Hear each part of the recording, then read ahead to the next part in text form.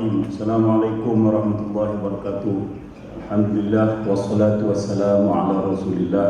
Dihormati saudara pengacara majlis yang saya kasihi, yang berbahagia Tuan Syed Zainuddin Syed Zaid selaku pengarah bahagian khidmat pengurusan, saudara Zulkifli Romli pengarah bahagian sumber manusia, seterusnya rakan-rakan para peserta kursus program keunggulan berpasukan bagi PNP siri kedua MADA, sidang hadirin yang saya hormati sekalian.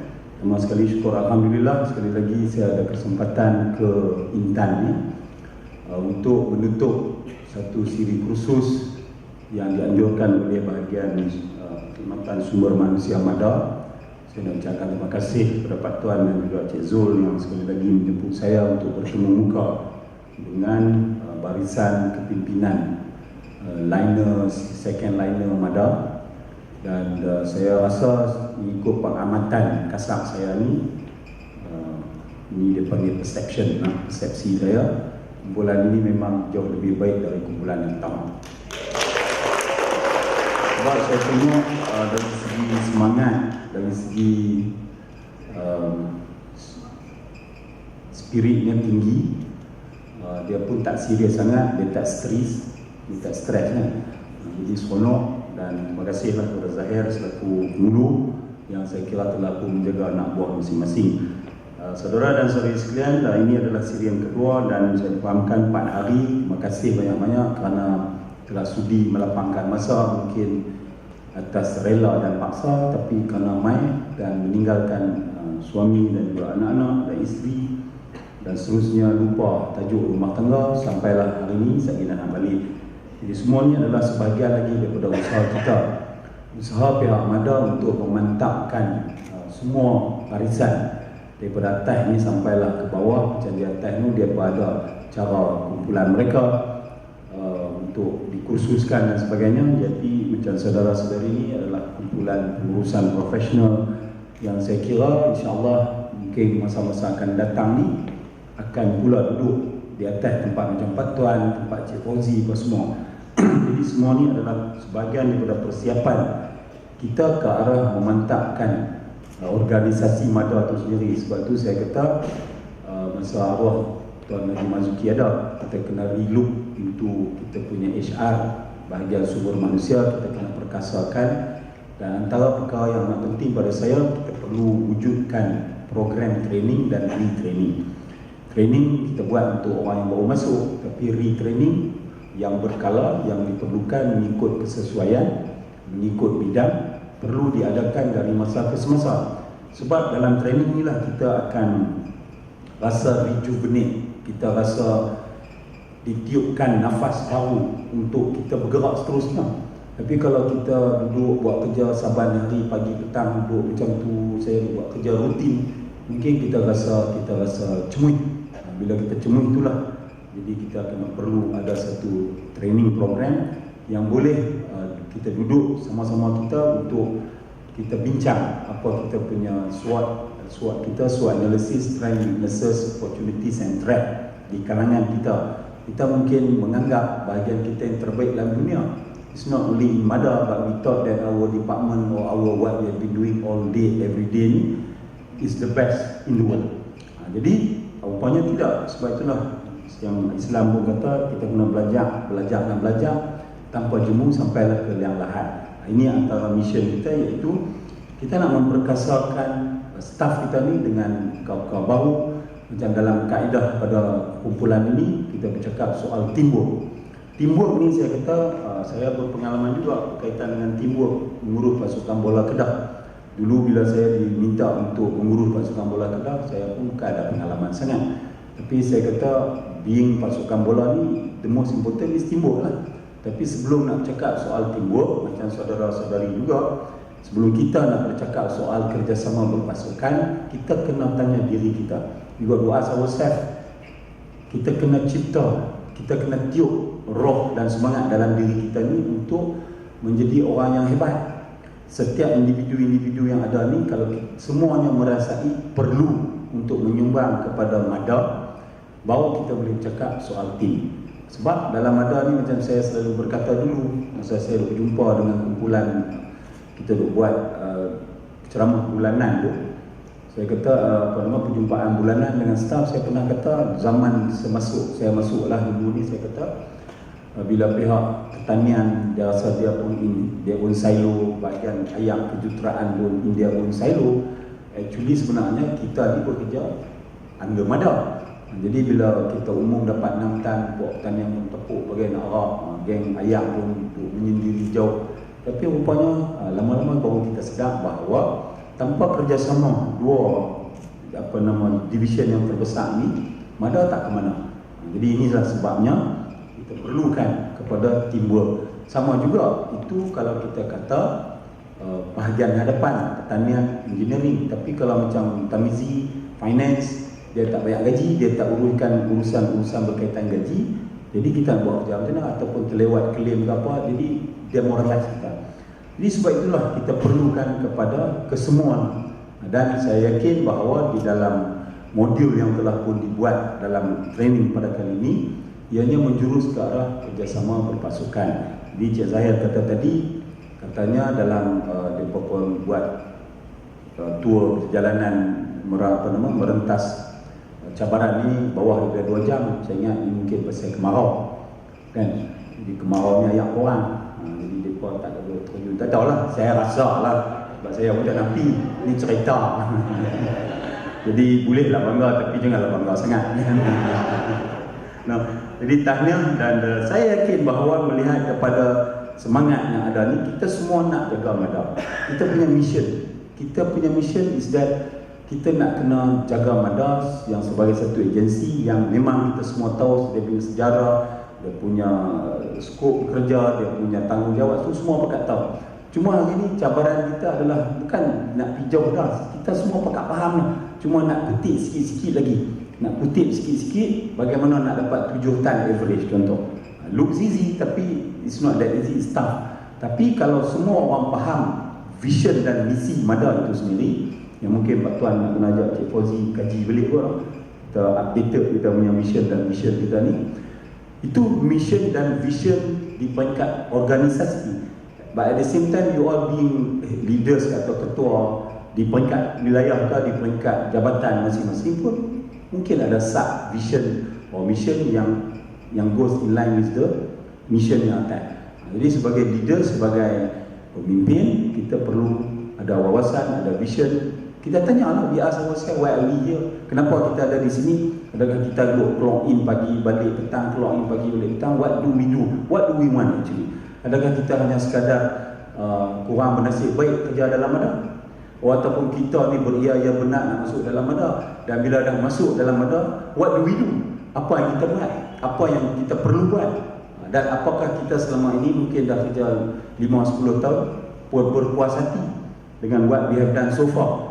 Jadi benar-benar inilah yang pada saya, kalau ada dalam setiap individu yang ada dalam MADA itu tertanya-tanya, apa, why am I here? Pasal apa aku ada di sini? Saya ingat insya-Allah kita akan jauh ke depan. Tapi kalau kita kata tu duduk sini buat macam mana, dah lelaki duduk sini kan, kerja bila sementara, jadi tak boleh. Kalau itulah semangat langkah awal yang kita masuk untuk bekerja, mungkin terpaksa atau atas apa juga sebab, bukan kerana minat dan kesungguhan, saya rasa kita akan menjadi masalah. Sebab kita kena ingat, tuan-tuan saudara-saudari sekalian bekerja mungkin berumur 25 tahun, bermula kerja sampai 60, 35 tahun juga di in MADA. Habis sangat jauh di Perlis, bawah ni main buat cepedak. Saya ingat dia punya ruang lingkup tu tak luas mana, jadi mungkin kita jadi cepat cumi. So, saya nak ucapkan tahniah kepada Cik Zul yang saya kira telah pun mengambil beberapa langkah inovatif untuk nak memperkasakan jabatan ataupun bahagian sumber manusia, termasuk yang penting adalah untuk nak meniup semangat roh kepada petugas kita, warga MADA ni, sebab kalau tidak kita akan cemui, dan bila kita cemui jadi kita akan mula kita selalu kata air dah mungkin pagi celek Allah ahad dah sampai tu mai kami gegak bangunan ni rupanya pekat ketang balik. Jadi saya ingat yang tu, saya ingat di MADA dah tak nampak sangat dah, no? Jadi saudara dan saudari sekalian, kita being leaders, No, jangan ingat pemimpin itu hanya macam Datuk Najib atau saya atau Menteri Besar. Kita ni adalah pemimpin. No, Pak Tuan pemimpin, Fauzi pemimpin, Cik Zul pemimpin, semua ni we are all leaders. Jadi being pemimpin, kita ada followers, kita ada anak buah. No, kalau kita dalam jabatan kita mungkin setengah tu dia kata jabatan dia besar, mungkin katalah bahagian pertanian. Pertanian ni mungkin macam ada bahagian pengembangan. Puan Nana ni dia duduk lead, mungkin ramai lah 7-8 orang yang indirect ke direct. Itu satu. Tapi mungkin ada juga macam kalau yang bahagian audit ada 3-4 orang. Dia kata lah ini kecil sangat kan. Jadi tapi kalau macam wilayah dia masing-masing ada peranan. Jadi being leaders kita ada wakil kita. Jadi kita kena adalah beberapa sifat-sifat yang saya kata mungkin dari segi etika ke moralnya ke kita perlu ada untuk kita dilihat upon sebagai seorang yang mampu menggerakkan unit atau jabatan malahan atau organisasi itu sendiri. Jadi sebagai seorang pemimpin kita nak kena treat others, kita nak kena layan orang-orang lain, maksud orang lain ni anak buah kita dengan dignity, dengan respect, no? Kita walaupun macam Tuan Nikun kita, dia timbalan guru besar, timbalan guru wilayah, dia pun ada. Mungkin dia di bawahnya tentulah orang-orang yang buka tanduk tu kan. Orang yang paling bawah, maksudnya grade yang terbawah. Tapi kita kena treat semua mereka ni dengan penuh rasa hormat. Sebab mereka ni lah yang nak kita gerakkan supaya akhir sekali mencapai matlamat organisasi ataupun jabatan dan sebagainya. No? And then being leaders juga sebagai pemimpin ni tuan-tuan kena anggap tuan-tuan ni pemimpin, jangan anggap orang politik saja pemimpin. Kita ni adalah pemimpin. Kita juga kena ada satu tekad, azam that we are here because we want to serve others. Kita ada di sini kerana kita nak memperhambakan diri. Itu bahasa yang kalau orang politik lah, kami ni diberitahu hamba rakyat. Kita nak memperhambakan diri kita, nak bagi orang lain seronok. We want to serve others. Who are the others? Others are the farmers. Kita punya klien banyak kan. Kita kira lah klien kita macam-macam dalam jabatan kita, dalam ni. Tapi yang penting mutakhir sekali, our major, kita punya major target group ni adalah petani-petani. Kita nak kena serve mereka. Jadi how do we serve them? Kita kena adalah benar-benar yang saya kata mungkin contoh salah satu sifat lagi yang perlu ada pada kita, we have to be just. Just ni adalah adil. Adil ni bermaksud ialah to treat others, semua tu macam sama. Jangan kira ni because nampak makan, mak makan apa semua kan. Jadi tak boleh, tak kena. Macam contoh dalam jabatan pun, dalam tempat kerja kita ni sendiri, just because he's our friend, kita boleh kerja mata sebelah.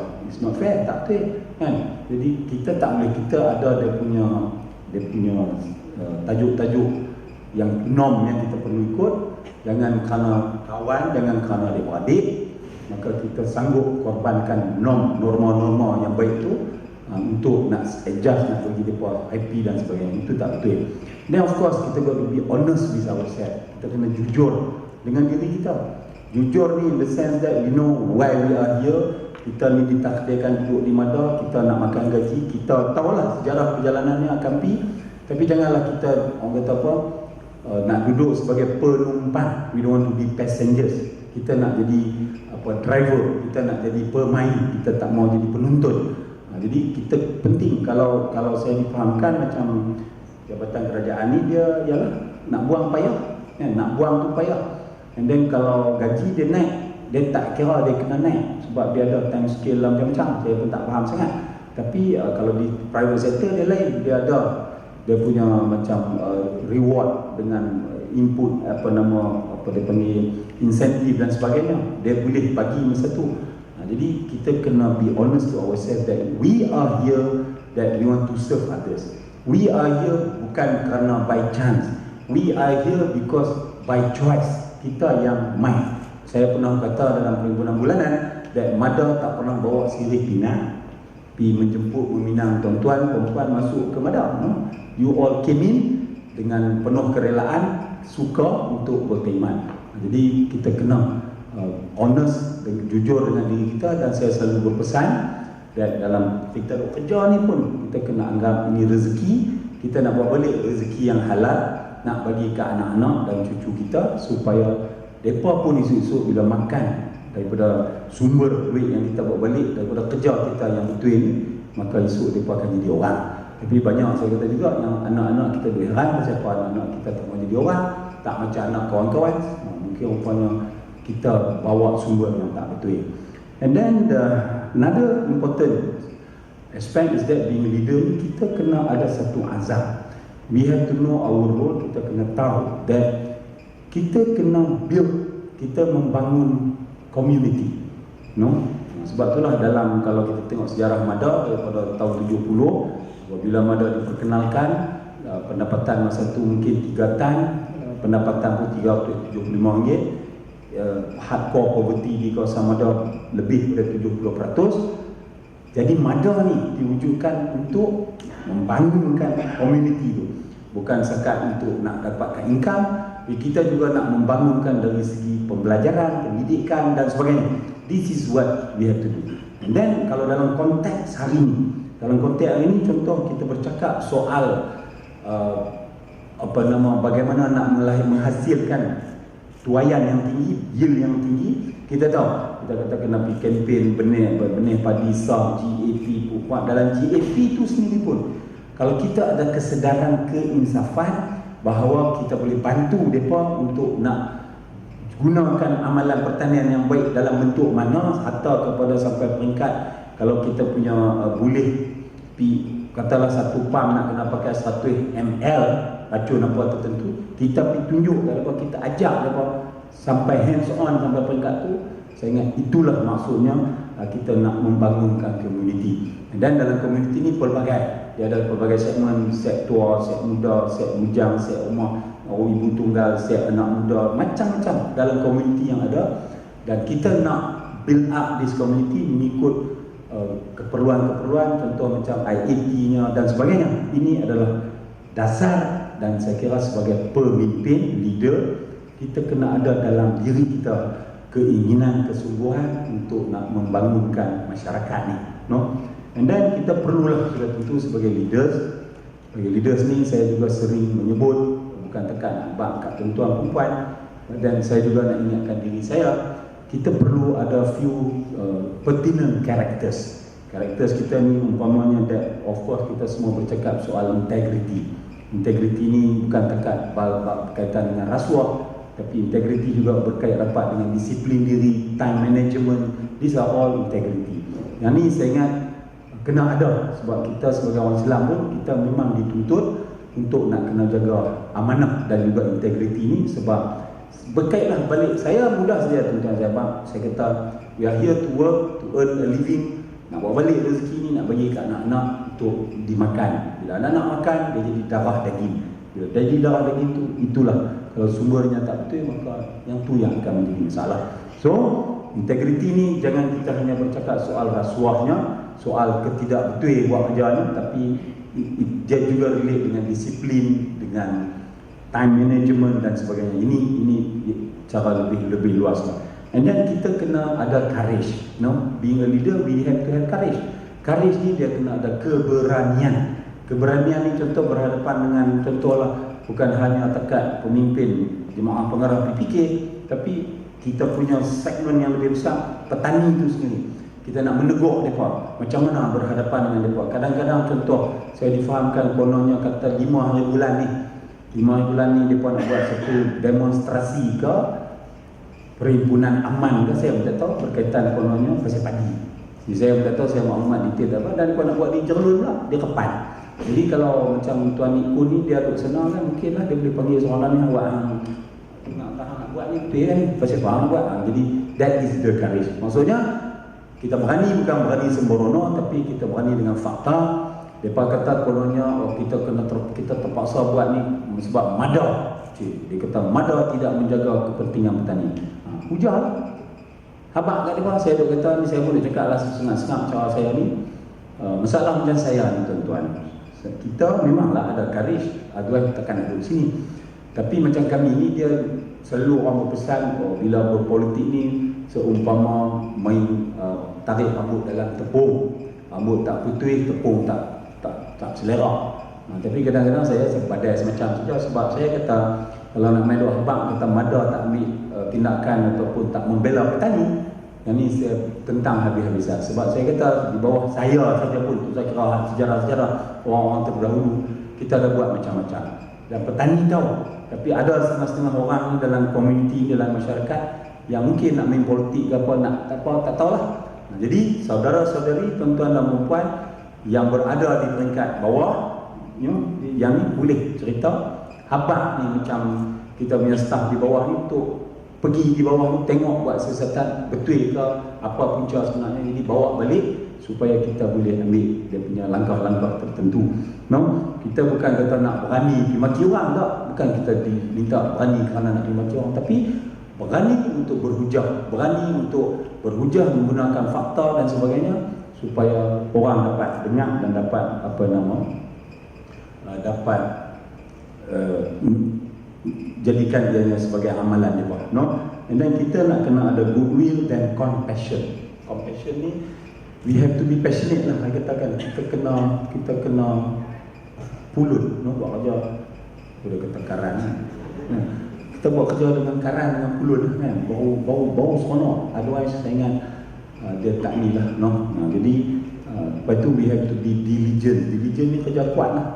Kerja kuat, kita tak maulah macam jelah saya selalu duk cuba berbandingkan. Tapi hari ni saya tahu jabatan kerajaan pun, kementerian semua suruh pegawai-pegawainya bekerja kuat, bekerja tak ikut masa kan, on call sentiasa dan sebagainya lah. Tak kira lah being pegawai-pegawai di peringkat agensi maupun peringkat guru-guru sekalipun, mereka dah letih. Tapi mereka kata kami buat kerja memang berasa letih secara fizikal, tapi dari segi semangat tak berapa letih, kerana kita tahu kita buat kerja ni demi anak bangsa. Macam lah tuan-tuan juga, kalau kita buat kerja apa semua kan, kadang-kadang dia tak ada makan kenduri, mereka nak suruh pergi tengok tanduk, mereka nak suruh pergi tengok dam, macam-macam lah. Kadang-kadang there are times ada macam urgent matters, ada serangan wabak tertentu ke arah apa semua, BLB apa semua ni memerlukan diligent, hard work, smart work yang perlu ada pada kita semua. And then of course at the same time, walaupun saya kata tadi we need to have courage, but then at the same time we are asked to be ada humility. We got to be humble. Kita nak kena merendah. Kita kena humble. Kita tak perlulah kita tengok macam untuk lupa muka atau senyum. Untuk orang kata kat saya dia banyak muka ni, tapi lama-lama rupanya dia betul untuk mani nampak air cengeng tapi hati baik. Tak apalah kan. Itulah sama juga tuan-tuan di bawah sana, bila berhadapan dengan klien masing-masing, we need to be ada humility, dan at the same time maksudnya kita kena humble. And then of course kita tahu dalam apa jua tugas, dalam apa jua kedudukan, apa jua jawatan, kita diberi tanggungjawab dan juga accountable. Kita ada responsibility, we have accountability. Macam Fauzi, dia punya accountability dia cukup besar. Dia semua ni sebetulnya dia ada KPI dia apa semua. KPI dari segi yield, KPI dari segi belanja, KPI macam-macam. Nanti semua pakatan saya ingat dah diperturunkan. Apakah sasaran tahun 2016, apakah KPI-nya, KPI menterinya, KPI KSU-nya, semua itu berkait rapat dengan kita. Dan kita pula being ketua di jabatan kita, tak kira lah kita ada tugas-tugas kita, of course kita ada tanggungjawab. So dalam tanggungjawab itulah kita perlu melunaskan tanggungjawab itu dengan penuh berhemah, dengan penuh keinsafan. Kaitlah apapun macam kita kata tadi, yang penting kita ada tanggungjawab. Dan dalam tanggungjawab tu kadang-kadang juga bila ada orang-orang tertentu main nak minta kita corner, cut short sebagainya untuk nak nak mencapai cita-cita ataupun hasrat mereka, kita kadang-kadang kita perlu kompromi, kadang-kadang tak boleh. Sebab apa? Kita ada tanggungjawab, kita ada accountability. Ini penting, Dan seterusnya saya ingat kita juga perlu menjadi orang yang inspiring. Kita boleh memacu, kita boleh inspire others, kita boleh memberi motivasi kepada orang lain. Sebab dalam konteks jabatan ataupun tempat duduk tuan-tuan saudara-saudari sekalian, tuan-tuan mesti ada subordinate, anak buah. Dia ada peers, dia ada subordinate. Dan kita ada superiors, peers, subordinate. Kita perlu ada ciri-ciri, kita perlu cari jalan. How can we inspire our team? Itu tadi, dah teamwork kan? We have our team tak tahulah berapa orang, tapi kalau semua ni dah pakat ada 40 orang ni ada team masing-masing, and we can inspire mengikut a common and one goal, mother punya goal, the rest will follow suit lah.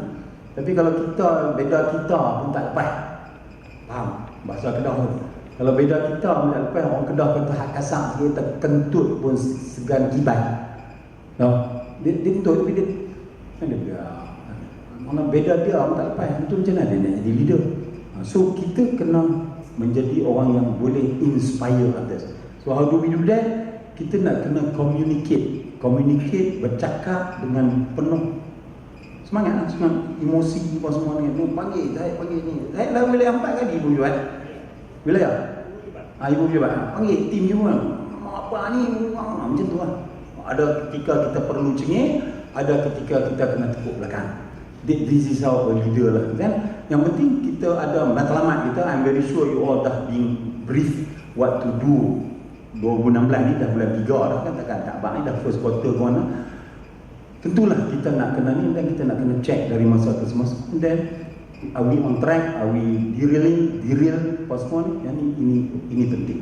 So kita kena ada kemahiran untuk berkomunikasi yang bagi mereka boleh faham tu satu, yang penting mereka kena ikut dan kita kena pakat-pakat buat. No? And then being a leader yang inspired ni, yang boleh menginspire others, kita kena mampu nak goal setting yang mencabar. Bukan setting yang duduk goyang kaki, tentu naik 52, goyang-goyang kaki naik 54, goyang-goyang kaki naik 58. Macam tu saya tak punya, no? Jadi kita kena mampu juga. Yang kita kata nak goal setting yang kita kata secara mudah SMART, SMART, specific, measurable, achievable, realistic and timely. Semua ni adalah benda-benda yang saya ingat semua tuan-tuan kita pun belajar, kita pun tahu, dan kita kena set satu cabaran yang saya kira realistik, yang inspiring, yang boleh mencabar minda dia, mencabar kederat ni maknanya fizikal dia, baru betul. And then of course saya sebut tadi awal that kita perlu ada vision and direction. Kalau kita tak ada visi, kita tak ada direction, tak ada arah, mana boleh. I'm sure that one is basic, that apa semua kena ada vision ni. Macam saya kata, it can be organizational overall vision, but at the same time kita ada juga departmental or even macam kita punya regional punya vision dan sebagainya. Itu boleh fikir dan boleh set. And then kita kena mampu juga yang saya kata tadi, communication ni untuk nak, ialah macam saya kata, cengih tapi urut belakang, tapi yang penting dia nampak ada powerfully. Maksudnya bila orang dengar tu, ini barulah dia kata ayat yang saya sebut selalu, karan, no? And then at the same time, being a leader, divisional head ataupun dalam cluster kita tu, kita kena ada niat untuk macam succession plan. Faham? No? Kita sendiri ni jangan pergi ke atas ni saja. Nak kata succession plan, who's gonna be this, lepas pun siapa, kita kena train somebody whom you think that can replace you, or anything goes wrong with me. Dia ni ada. Kita jangan orang kata apa, cemburu. Kita jangan selfish. Kita jangan tak boleh ni, tak boleh. Jangan pegang kepala siapa untuk tua dulu.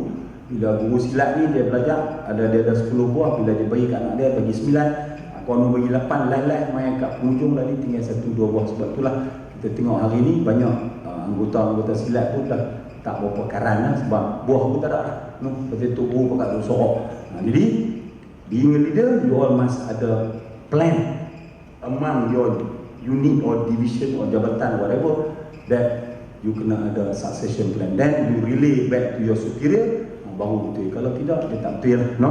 And then of course, ini penting. Yang penting. Yang ni back to what you are here today. We have to be collaborative and being a good team player. Collaborate ni maksudnya kita mampu duduk dengan kawan-kawan kita. Kita jangan bila naik satu pau, daripada Kuala Kedah menuju ke Langkawi, naik jet ferry ke apa, tapi sampai dekat Pulau Payang tu ada orang seorang dua tu kebut perut bot kebut. Jadi tuan-tuan sebagai ketua ni, sebagai kapten, kita pun abang ni yang kita tolong galau pergi tampung sat, galau tampung sat. Tak boleh. Saya kata sebab tu macam saya punya mission masa nak ambil balik Kedah tahun 2008 dan 2013, saya buat contoh ni lah. Saya kata mungkin sebelum ni kita mampu untuk bila ada orang kebut perut bot ni, ferry ni, kita pergi tampung. Lepas itu kita hanya lah kebut, lama-lama tak ada. Lepas itu kata sudah sampai antara Pulau Payang dengan Langkawi dengan Kuala Kedah, dah tengah laut, ada lagi orang kebut perut, kita kena tarik dia naik di atas sekali ni, kita tendang dia turun dalam laut, menang sendiri. Itu maksud dia. Maksudnya kita kena jadi team player that we need to contribute. Kita dah ada mission, kita ada vision, kita tahu semua. And then what are the contribution required daripada kita? Kalau kita ada seorang yang cepoh, orang kata yang tak mau jadi team player, dia boleh menggugat pergerakan pasukan, maka dia tu perlu diambil sesuatu tindakan. Barulah yang masuk tadi, yang courage, keberanian. Dia janganlah nampak orang yang anak buah kita ni tak buat kerja, kita biar dia. Sebenarnya bila kita biar tu, sebenarnya dia memberi contoh kepada orang lain. Orang lain mainlah perasaan cemburu, pasal apa dia ni keluar ke 9 pun boleh, pasal apa dia beli awal pun boleh, pasal apa dia tak cukup assignment diberi ataupun tugasan kerja hantar lambat pun boleh. Jadi sebenarnya kita sedang membawa tim kita tu ke arah yang tak baik. So kita kena collaborate. Collaborate ni bermaksud pakat-pakat. Kita kena collaborate. Janganlah collaborate nak menjatuhkan organisasi pun collaborate juga. Pakatan yang negatif tak tepi lah. What we want is a good collaborator, positif ke arah nak menjadi organisasi ataupun unit kita ni satu unit yang hebat. And then of course lah, kita tak boleh elak daripada bercakap soal inovasi. We have being a leader, kita kena mampu nak foster innovation. Kita kena galakkan inovasi. Macam mana nak mendapatkan hasil kerja yang terbaik dengan input yang minimum. Contoh, how can we optimizekan input, dia masuk proses dan dia jadi maximum output. Inilah benda-benda yang saya kira perlu ada inovasi. Inovasi ini menjadi perkataan yang popular, mudah untuk disebut, tapi ramai orang tak suka. Sebab bila ada inovasi, creativity, and then initiative, dia ni nak suruh orang pekat buat kerja lebih. Jadi banyaklah bila orang dengar ayat-ayat ni, dia tak suka sebab kalau nak kena buat kerja lebih ni, pasal apa aku nak kena buat kerja lebih? Sedangkan aku tahu dah aku akan pencen grade ni sekian banyak. Tapi saya selalu berpesan, dalam hidup ini kalau nak berkira macam tu tak ada makna apa, sebab kita dah belajar Maslow hierarchy of needs. Keperluan hierarchy ini, bila kita main tengok di atas self-actualization, kita membandingkan di antara kemampuan potensi diri kita, apa yang patut kita capai, kemampuan yang ada dengan segala lah, kita tahulah, berbanding dengan what we really achieve. Itu yang kita actualize. Jadi kita tak maulah bila penghujung career kita, umur 60, 58, we look back dan kita kata, being an engineer, I should have done this. Being an administrator, I should have done that. Being an auditor, kena buat ini.